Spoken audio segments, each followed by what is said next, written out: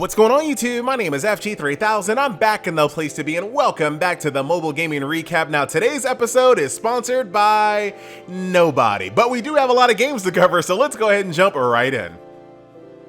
So let's go ahead and start off today's episode with the highest profile title released this month, Pokemon Masters. Now when I first started playing this game, I was in the honeymoon phase, I can't lie. I was playing through the story, I was enjoying the characters, the production value, shout out to my girl Rosa, everything was peachy keen in the world of Pokemon, but after day one, literally after day one, you realize how empty this game is, and this is probably one of the best examples of a high profile MVP. Now, if you don't know what MVP stands for, that is minimum viable product. So I know that the developers didn't say this out loud per se, but basically what an MVP means in relation to Pokemon Masters is basically they all got in a room together and said, what is the least amount of game that we can put out and still print money? And what came out of that meeting? Pokemon Masters. So this game is just such a shell of a title, and it's a shame because the foundation is amazing. This is going to be one of those, it's going to be Pokemon Go Part 2.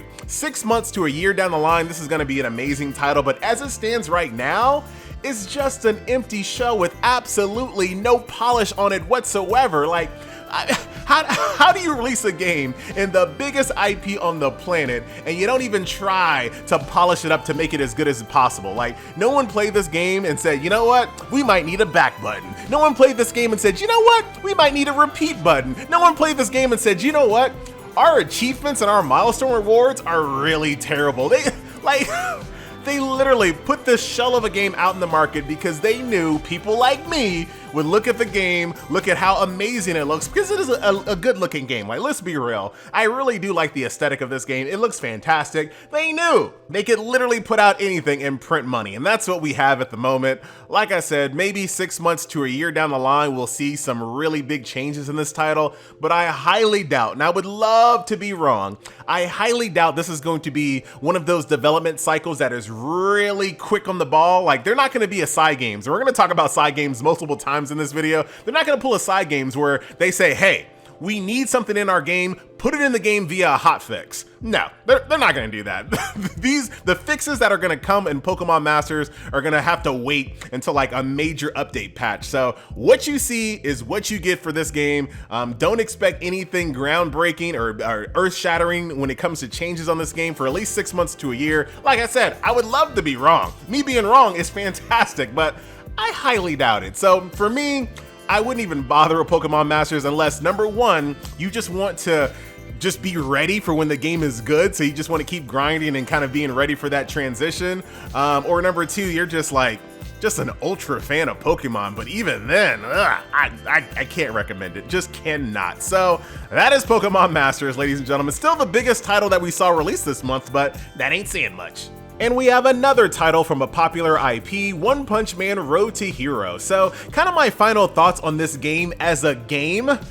It's just not fun. There was nothing in this game I thought was engaging whatsoever. No aspect of this title that I feel like was going to bring me in to log in tomorrow and the next day and the next day. Not a single thing. This game is completely devoid of all quality of life features whatsoever. This game wants you to log in every single day and do the same slow, grueling content. The daily resource grind in this game just made me just not want to play anymore. However, saying all that negative stuff about this game, it is One Punch Man, and I do respect people that still play this game due to the fact that it's One Punch Man, considering I played Ninja Voltage way longer than I should have, just simply due to the fact that it was Naruto. So I get it, I understand it. When you only have like one game out there that's a part of your favorite anime series, sometimes you play it longer than you should, and I respect that. So if you are like a massive fan of One Punch Man and you just want to be able to use your favorite characters in a video game, I still recommend downloading the title and giving it a shot. It does have a pretty great combat system. It's the same exact combat system that was in the title Naruto Online that I played for nearly 2 years, just on the back of the combat system. So there is something there to enjoy, but if you're not a One Punch Man fan, you're gonna have a hard time playing this game beyond the first hour or two. So it's a halfway recommendation. So One Punch Man Road to Hero, there you go. And we have another video game from a popular IP, Fist of the North Star Legends Revive. Now this game caught me completely off guard by how much I enjoy playing this thing. I'm playing it every single day, and by all accounts, I should not be playing this game because number one, it's based on an anime that FG ain't never seen. Number two, FG only has access to one waifu in the entire game, but I found the other characters in the game quite enjoyable. Let me just say, big burly men just oozing testosterone that just seeps through your phone on your fingers. It's what? I'm keeping that. This game is just a ton of fun. However, you had the strike one with me not knowing the anime, you had the strike two with no waifus, but I still love the game regardless of that. The strike three, I don't think we can get past. The third strike is this game, for whatever reason, has to use server architecture from 1979. All right, and the only thing good that came out of 1979 is Jennifer Love Hewitt being born. Don't ask me why I know that, all right? Let's keep going. Not important. So I am very scared for this game's longevity because the server size of each one of these servers feels like it's only 15 people. I'm exaggerating, but not really. And today I was trying to fill my guild up. Right now my guild is sitting at 17 out of 35 because I just can't fill my guild up because they keep on making new servers. So my server number 6 is soon to be a ghost town. Why would I play a game where the server that I'm on is completely empty when I can't even fill up my own guild? Like what? Like, why? I am liking this game so much, I'm gonna be really upset that it's gonna die over something so silly as tiny servers. It makes no sense. So, remember, I said we're gonna talk about side games multiple times in this video. Here's the second time. Maybe this game can be saved if they pull a side games and actually work quickly to maybe merge servers, the friends list, and your guild roster can be cross-server. That will at least kind of cut off the bleeding for now, and then they can kind of work on bigger changes like cross-server changes in the future, but that needs to happen like tomorrow. Do I think Sega is gonna work that fast? No. No, I don't. Do I think the Pokemon Masters development team, what is that, DNA? Do I think they're gonna work fast? No. No, I don't. So I think these two games need some really quick changes to really keep people's attention, and I just don't think it's gonna happen. Like, history shows that most game developers not named side games just don't work fast. They just don't. They wait until there's like a big patch update, 2.0, 3.0, things like that, before they actually do anything major. And like I said, I don't think the game is gonna last that long because even today, I can't even fill up my guild, and it seems too lonely because of it. So as much as I like Fist of the North Star Legends Revive, I don't think, maybe they can do it. I don't know. Let's see what Sega does, and I'll let you know. That's it. Even more video games from popular IPs. Here we are with Saint Seiya Knight of the Zodiac, which I thought overall was a pretty decent title. Now, it does have pay-to-win costumes that can only be purchased via cash. However, other than that, great graphics, good production value, amazing soundtrack, cool characters, has waifus, a ton of content. I said this in my first video, and keep in mind, this is just my first impression of that title. It felt like this had to be like your main game though. There was so much content in the game, it feels like if you already play games like Raid Shadow Legends or like Epic 7, things like that, you probably won't have time for a game like this. But if you don't have like a game that can kind of suck a whole day away from you, maybe you give Saint Seiya a try. But like I said, do keep in mind, it does have pay-to-win costumes. So for me, a game like this, which appears to require a lot of time invested every single day, having, you know, certain pieces of content like costumes kind of barred away from you unless you actually spend real cash, it seems like a bummer for me. But hey, if you're a fan of Saint Seiya and you got a little bit of time in your hands, the overall game itself was pretty solid. Oh, you thought we were done with video games from popular IPs? We have another one, Captain Tsubasa Zero Miracle Shot. So you guys know I'm not a football soccer fan, so a lot of this game's overall aesthetic is kind of lost on me. Not to mention I've never seen the anime either. So when I look at the characters, and you know what I always say, a hero collector's only as fun as the heroes that you can collect. I can't really have fun collecting these heroes because number one, I've never seen the anime, and number two, all the heroes kind of look the same to me. They're just like little kids in short sets. So for me, it's kind of lost. However, I will say, comparing this game to Venus 11, which I covered previously, I felt like this was the better game at its core. So for whatever it's worth, there you go. But like I said, this is going to be a game for fans. So if you're already a fan of Captain Tsubasa, you're looking for another football soccer hero collector, this is the one you play. Based on my very ignorant opinion of the sport, I feel like this is the better one to play over Venus 11, even though Venus 11 got them waifus though. You know what I'm talking about. And it's time to break the combo with Soulworker Zero, the mobile version of the PC version of Soulworker. So overall, this game just really isn't for me. However, I gotta respect the combat system, the graphics engine. I was able to play this game on max graphics with like 50 enemies on the screen with zero slowdown whatsoever. I gotta respect that. However, I'm just not a fan of the whole hub-based dungeon grinder where you go to the hub, you pick up a quest, you run a dungeon. You go back to the hub, pick up a quest, run a dungeon. Now, I know it could be argued, FG. Isn't that what you do in every hero collector? You go to the lobby, you run a dungeon, you go to the lobby. Yes, you're right, but you're also wrong. In those games, I feel like I'm building a team and a roster, and I feel like even though we're all kind of in the same gacha pool, we're all kind of going on our unique pathway throughout the game. Here, I'm rolling a character that everyone else is rolling. We all look the same. We're all using the same abilities. We're all going to the same boring locations. The only way I can look different is if I buy a costume. So for me, it's just not anything there to look forward to.